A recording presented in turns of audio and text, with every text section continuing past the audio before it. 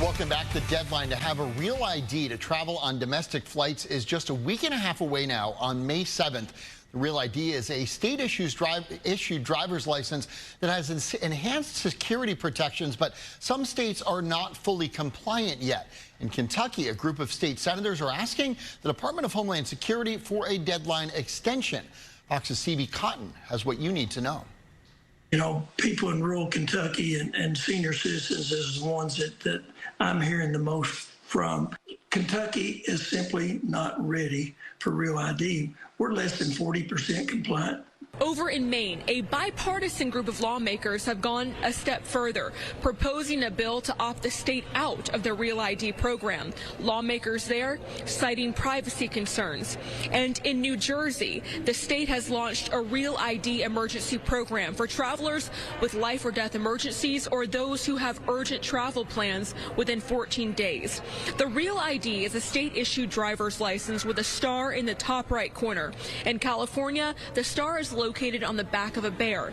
The Real IDs have enhanced security protections in line with the Real ID Act passed by Congress in 2005 after the 9/11 Commission warned it was too easy for bad actors to get state IDs. If you don't have one by May 7th, you'll have to carry an accepted form of ID with you, like a passport or military ID, to board domestic flights. Some travelers tell us they're ahead of the curve. Others are holding out a little longer. I mean, I think it's an acceptable upgrade. It's been a long transition, so it's not like it was sprung on us overnight. I already have my passport, so I don't necessarily need it right now, but it's definitely something I probably would want to get into sooner rather than later. In response to the pushback, the TSA tells us it's committed to enforcing the law as directed by Congress, warning travelers you may face wait times if you don't get the Real ID. In New York, C.B. Cotton, Fox News. And meanwhile, scammers are using the Real ID deadline to try to steal your personal information. The Better Business Bureau says the government will not call, text, or email you about your Real ID status. To avoid getting scammed, make sure you're checking the website carefully. Remember, Real ID government sites end in .gov, not .com. And with AI making fake sites look more convincing than ever, it's important to stay sharp.